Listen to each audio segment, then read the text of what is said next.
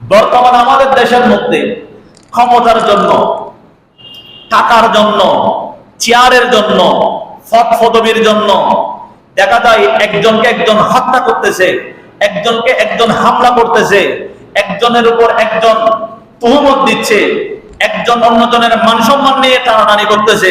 সাবধান, আমার নবীর হাদিস মোতাবেক কোন ব্যক্তির মুখের আঘাতে যদি অন্যজন কষ্ট পায়, কোন ব্যক্তির হাতের আঘাতে যদি আরেকজন ব্যক্তি কষ্ট পায়, তাহলে সে ব্যক্তি হাজার ইবাদত করলেই ইবাদত কবুল হবে না, কারণ মুসলমানের সংজ্ঞা অনুযায়ী সে মুসলমানের কাতারের মধ্যে পড়ে না। আমাদের দেশের মধ্যে আপনারা দেখেন প্রতিদিন চলতেছে বিভিন্ন জায়গায় নিজের আধিপত্য বিস্তার করার জন্য একজন অন্যজনকে হামলা করতেছে, হত্যা করতেছে। যদি জিজ্ঞেস করি তুমি যে ওনাকে মারতেছো কি কারণে মারতেছো, সে বলবে আমার নেতার অর্ডার, নেতা অর্ডার দিয়েছি বিদায় আমি তাকে মারতেছি। তো নেতা অর্ডার দিয়েছে তুমি মারতেছো, তার কি কোনো দোষ আছে? অথচ পবিত্র কোরআন আল্লাহ পাক ইরশাদ করেন, মান কাতালা নাফসান বিগাইরি নাফসিন আও ফাসাদিন ফিল আরদি ফাকান্নামা কাতালান নাসা জামিআ। যে ব্যক্তি কোনো অন্যায়ভাবে কিংবা শরীয়ত যাকে হত্যা করার জন্য বলা হয় নাই ওই ধরনের ব্যক্তিকে, কোন ফিতনা ফাসাদের সাথে জড়িত হয় নাই ওই ধরনের ব্যক্তিকে অন্যায়ভাবে যদি হত্যা করে, সেই ব্যক্তির আমলনামায় শুধু একজন ব্যক্তির হত্যা নয়, আদম থেকে শুরু করে কিয়ামতের আগ পর্যন্ত যত মানুষ আছে সকল মানুষকে হত্যা করলে যে অপরাধ, নিরপরাধ একজন মানুষকে হত্যা করলে ঠিক সেই অপরাধ। ক্ষমতার জন্য একজনকে একজন গুলি করতেছি, ক্ষমতার জন্য একজনকে একজন মামলা দিচ্ছি, আমি যাকে মামলা দিচ্ছি সেই সাংগঠনিক ভাবে ভিন্ন হতে পারে কিন্তু সেটা আবার মুসলিম নয়। আমার নবীর শানে যখন কোন ব্যক্তি বেয়াদবি করে তখন আমরা যে করে তাকে মারার জন্য যাই না, তাকে একটা গালি পর্যন্ত দিতে যাই না, কিন্তু আমার নেতার ব্যাপারে যদি কেউ বিন্দু পরিমাণ আঘাত করে তাকে আমরা হত্যা করতে যাই, মামলা করতে যাই, আঘাত করতে যাই। মনে রাখবেন এই ধরনের চিন্তা ভাবনা যারা লালন করে আর পালন করে তারা কখনো মুসলিম হতে পারে না, তারা হচ্ছেন কাট্টা মুনাফিক। মুনাফিক ছাড়া সে কিছু হতে পারে না। নবীর শানে বেয়াদবি চললে আপনি চুপ থাকেন, নেতার শানে বিন্দু পরিমাণ আঘাত হলে সাথে সাথে আপনি প্রতিবাদ করেন, মিছিল করেন, তার মানে নবীর তুলনায় আপনার নেতার দামটা বেশি।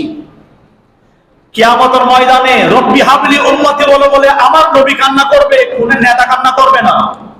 খবরের ভিতরে যখন বিপদে পড়ে যাবেন আমার নবী হাজির হয়ে বলবে উনি আমার উম্মত, কোন নেতা গিয়ে বলবে না। দুনিয়া থেকে যাওয়ার সময় সাহারাতের বিছানায় আজরাইল আসবে রূহ নিতে, শয়তান আসবে ঈমান নিতে। সেই কঠিন মুহূর্তের মধ্যে ঈমান রক্ষা করার জন্য, জান্নাতে বানানোর জন্য কোন নেতা আসবে না, আসবে আমার নবী। আমি যদি আমার নবীর তুলনায় অন্যজনকে পদান্নতি হবে, এক একজন এক এক সংগঠনের কাজ করতে পারে, কোনো সমস্যা নাই। যখন আল্লাহ, নবী, ইসলাম যখন এই ধরনের বিষয়গুলো সামনে চলে আসবে তখন আমি আমার নেতাকে মানতে পারবো না, তখন আমার নবীর দিকে যেতে হবে। মুনাফিক কাকে বলে? মুনাফিকের ব্যাপারে আল্লাহ পাক কোরআন পাকে কঠিন ভাষায় বলেছেন, ওয়ালা তুসাল্লি আলা আহাদিম মিনহুম মাতা।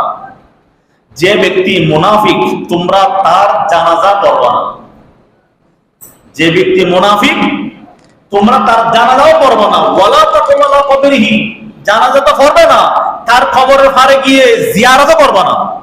সামনে এক কথা পিছনে এক কথা, এই ধরনের ব্যক্তিকে বলা হয় মুনাফিক।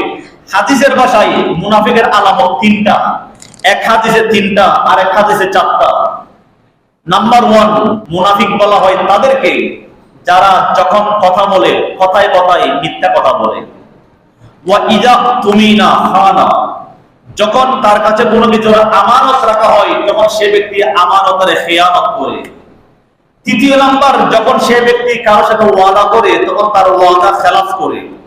চতুর্থ নাম্বার, যখন সে মানুষটি কারোর সাথে বিতর্কে লিপ্ত হয়, তর্কে লিপ্ত হয়, তখন সে মানুষটা গালাগালি করে, গালাগালি করে তাকে কাবু করার চেষ্টা করে। এই চারটা বৈশিষ্ট্য যার মধ্যে পাওয়া যাবে তাকে বলা হয় হাদিসের ভাষায় মুনাফিক।